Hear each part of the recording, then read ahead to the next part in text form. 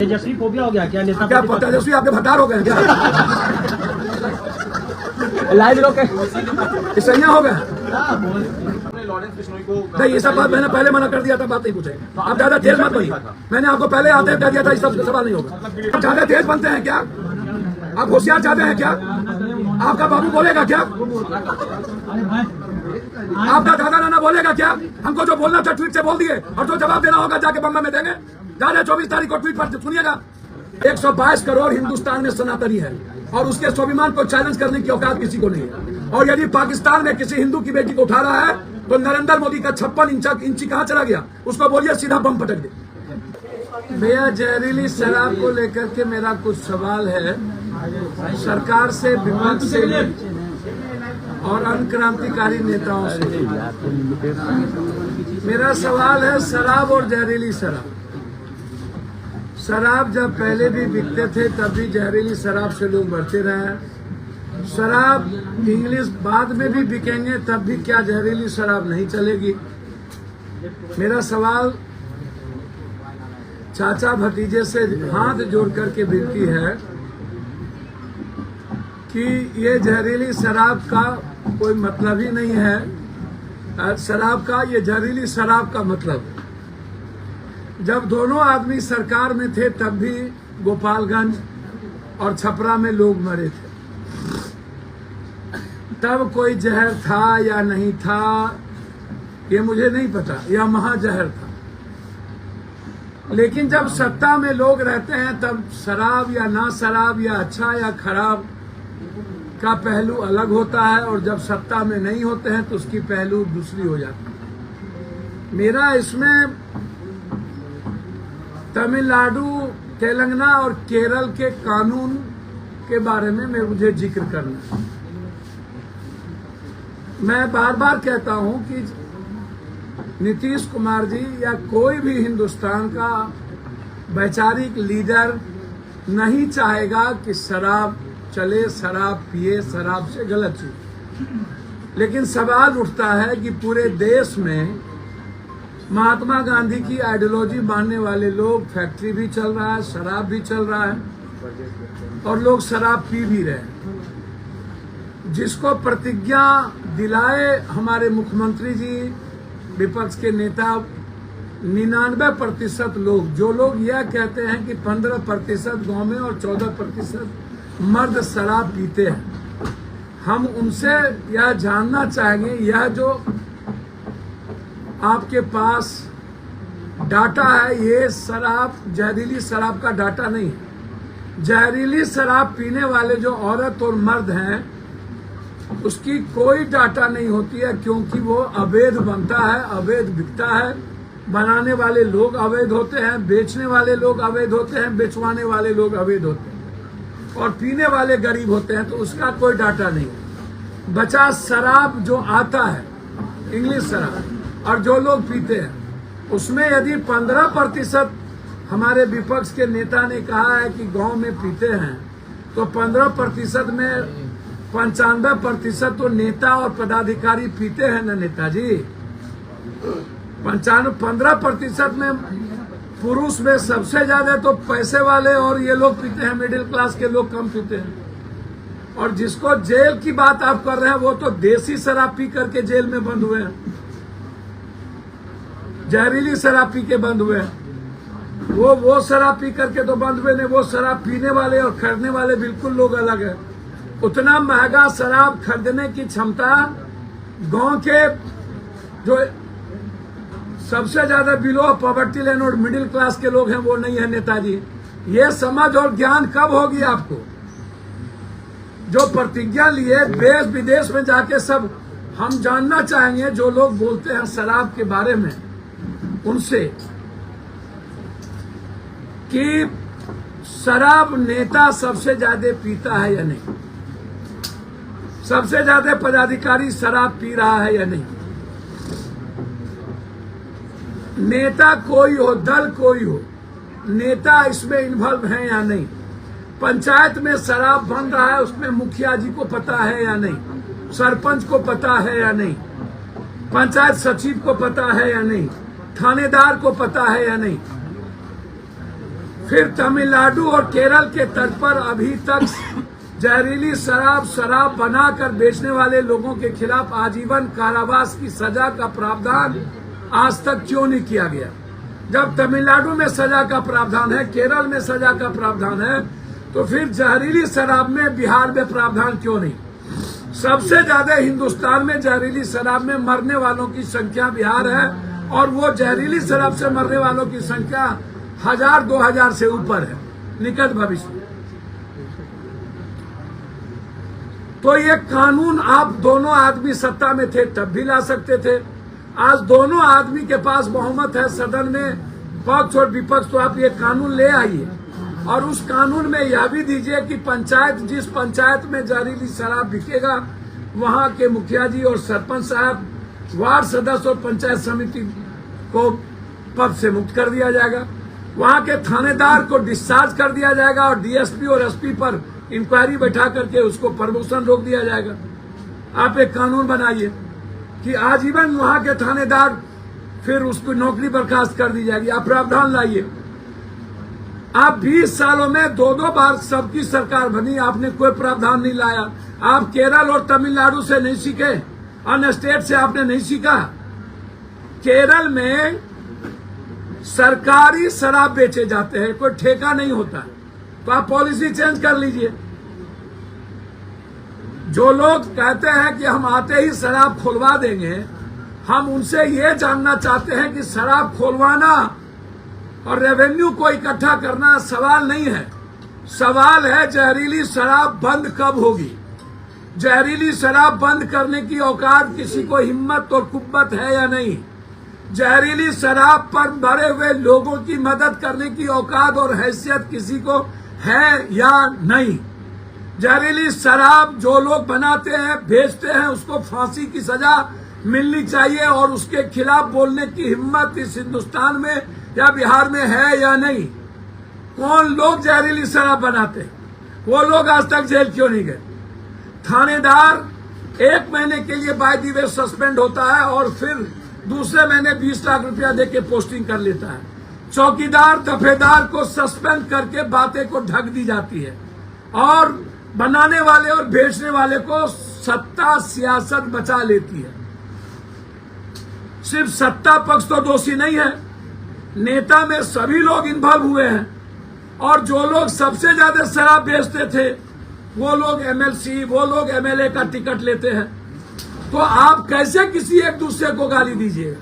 जैसे विजय सिन्हा जी हमारे नेता है, वो कहते हैं आरजेडी को पैसा जाता है, आरजेडी ये कहते हैं सत्ता पक्ष को पैसा जाता है। सही माने में जब लगातार 20 सालों के अंदर शराब आ रहा है, शराब पकड़ा रहा है, रेवेन्यू बाहर जा रही है और बिहार का पैसा माफियाओं और पदाधिकारियों के बीच बंदरबाट हो रहा है, तो उसमें नेता कोई हो तो सभी दल के नेताओं को पैसा जा रहा है। मौत पर राजनीति क्यों? 113 आदमी मरे हैं अभी तक, 113 आदमी, 113 आदमी। डीएम एसपी साहब बैठ करके जबरदस्ती दबंगाई करके लाश को जला दिया, बैठ करके। 51-52 आदमी नहीं, 29 आदमी को तो हमने पैसा दिया कल रात तक, 29 अंतिम तक, और 5 गांव हम नहीं जा सके। 113 आदमी लगभग मरे हैं, नाम सहित मेरे पास आ रहा है किस किस गांव कौन कौन लोग मरे हैं। क्यों आनंद फानंद में जला दिया गया? क्यों 2 दिन कैंप करके अब जला दिए?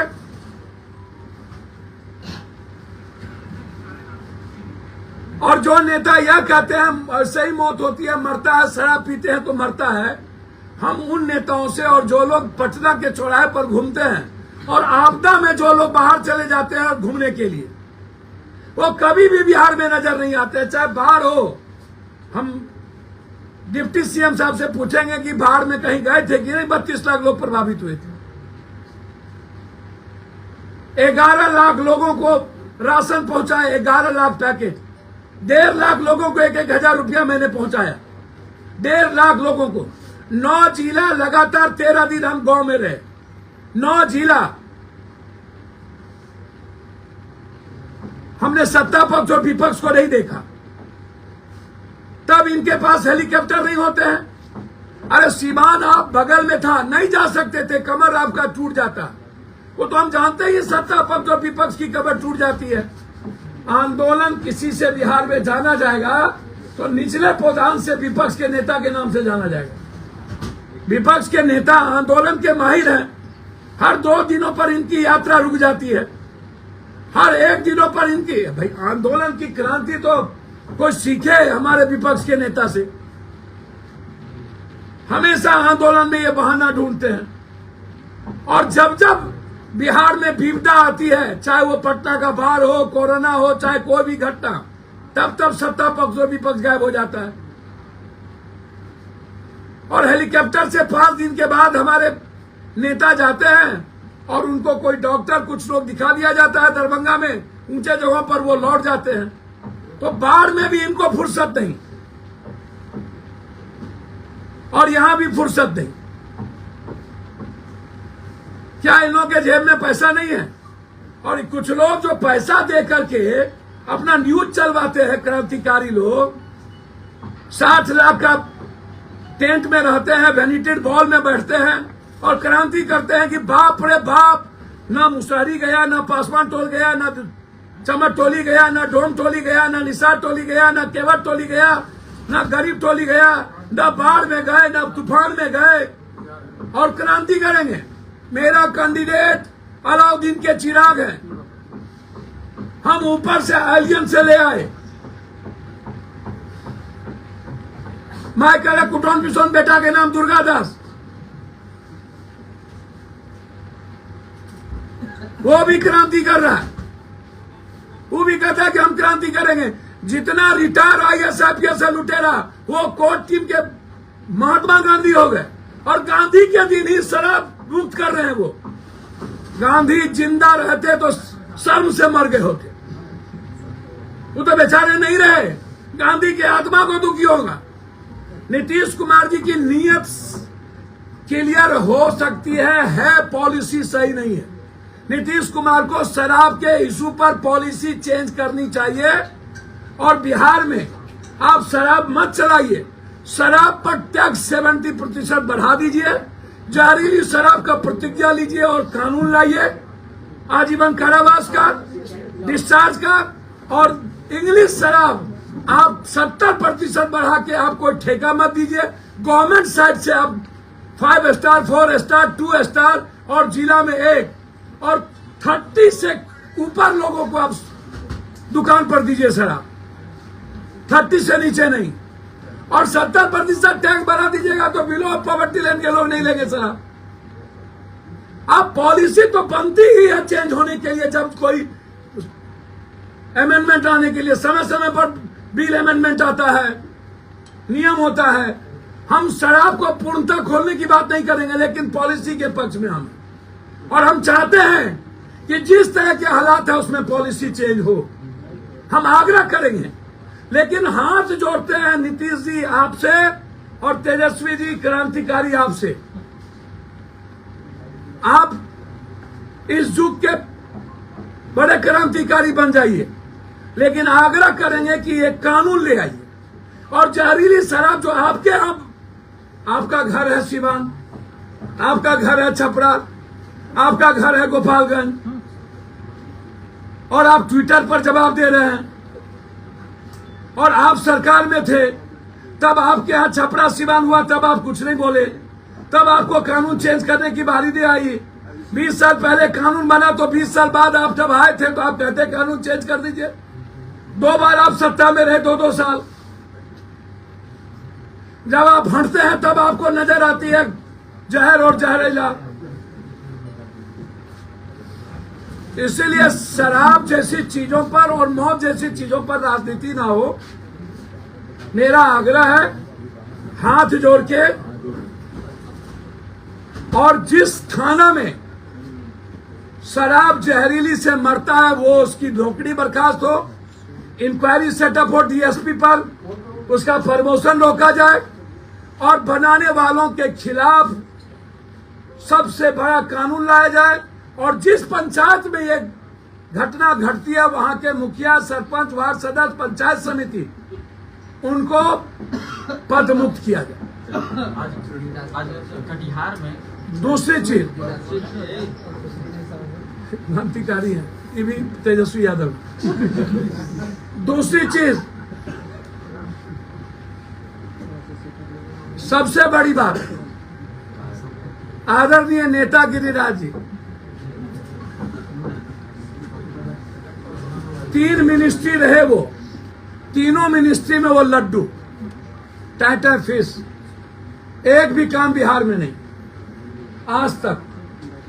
एक काम कोई उसका दिखा दे हमको। मैं गिरिराज बाबू पर इसलिए नहीं बोलना पसंद करता हूं कि वो भूमिहार समाज से है, पेट में दर्द हो जाएगा एक बार को, इसीलिए मैं नहीं बोलता हूं। तो हम हट जाएं।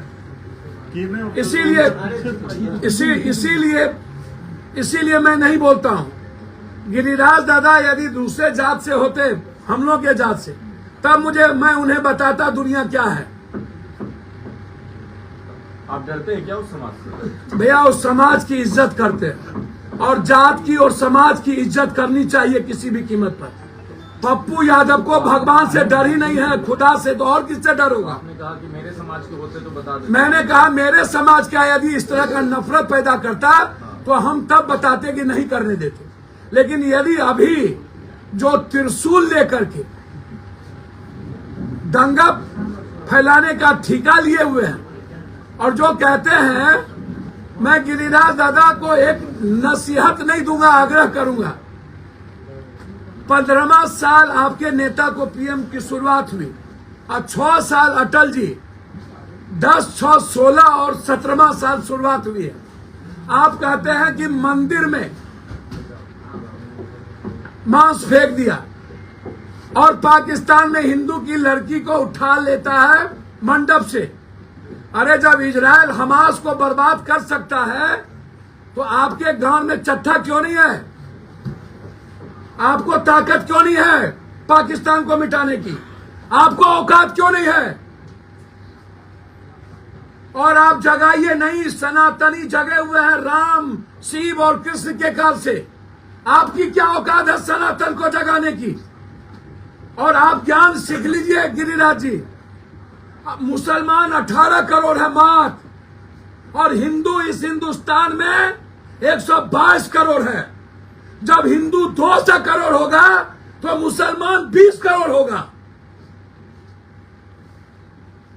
नहीं है औकात किसी की सनातन विचारों को चैलेंज करने की। आप सिखाते हैं, आप सिखाइएगा हिंदुस्तान के सनातन को। आपकी क्या औकात है? याद करिए जिस वक्त 40 करोड़ की आबादी थी, मुसलमान कितना था और हिंदू सनातन कितना था?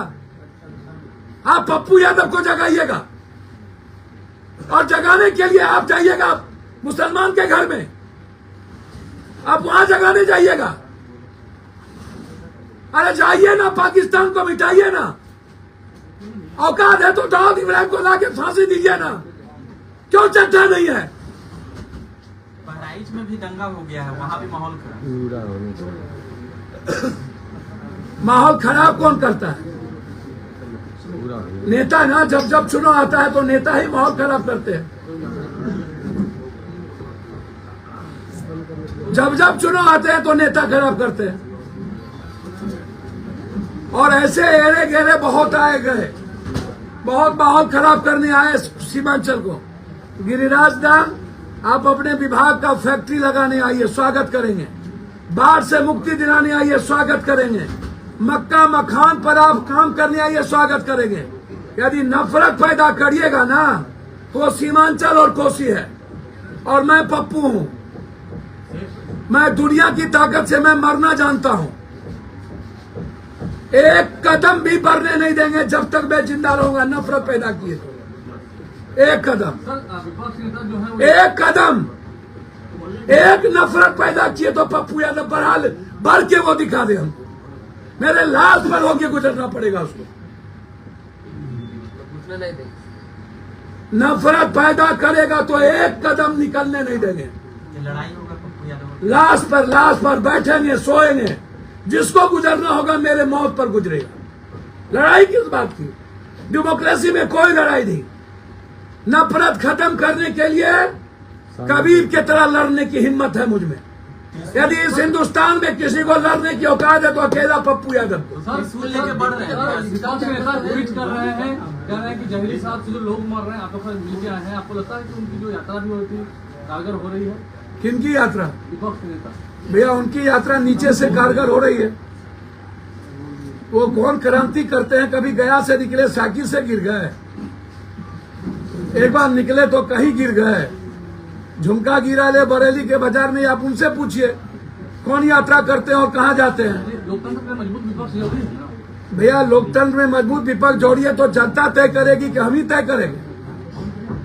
जनता जैसा खाइएगा, रोपिएगा बबूल, खाइएगा खजूर। मैं इतना जानता हूं, किसी जाति को गाली देने हम की इजाजत किसी को नहीं देंगे, किसी जाति के खिलाफ बोलने की इजाजत किसी को नहीं देंगे, किसी धर्म और मजहब के खिलाफ नफरत पैदा करने की इजाजत कोसी सीमांचल में हम किसी को नहीं। आपने पप्पू यादव जी, आपने लॉरेंस बिश्नोई को नहीं, ये सब बात मैंने पहले मना कर दिया था, बात नहीं पूछेंगे। आप ज्यादा तेज मत बनिए। मैंने आपको पहले आते कह दिया था, इस सब सवाल नहीं होगा। मतलब गिरिराज सिंह अब कोसी मैंने सीधा कह दिया था, आप तेज मत बनिए। पप्पू जी गिरिराज सिंह कोसी सीमांचल में वो यात्रा स्कूल नहीं लेकर करेंगे। बढ़ रहे हैं तो आप क्या चीज से मतलब रोकिएगा? कुछ नहीं, उसको वो जो भोग देगा, अच्छा तो आपका जात है जो उसी भोग देगा। सर वो तो हिंदू के स्वाभिमान की आप बात ठेका ले लिए हैं तो भोगवा दीजिएगा। नहीं, सर हिंदू के स्वाभिमान की बात करें, इसमें आपको दिक्कत क्या है?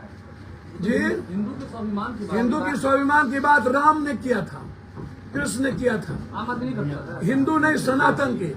सर 100 बात खत्म भैया, मैं छोड़ दीजिए उस सब पर। No sir, no sir, 15 minute में शराब ओपन कर रहे हैं, हम कर देंगे, आप कुछ भी कर भैया उसको कहिए औकात है ना तो जहरीली शराब पहले बंद कर दे। सर मेरी हर दिन मुलाकात होती, उस सब पर छोड़ दी। सर कुछ भी बात नहीं है, मैंने तो कोई प्रशांत किशोर जी का नाम नहीं लिया। मैंने हमेशा बात करता हूँ, लेकिन अपने मियाँ मिठू एको हम दूतियो नास्ती, टिटी का आकाश गिरेगा हम ही टेक लेंगे।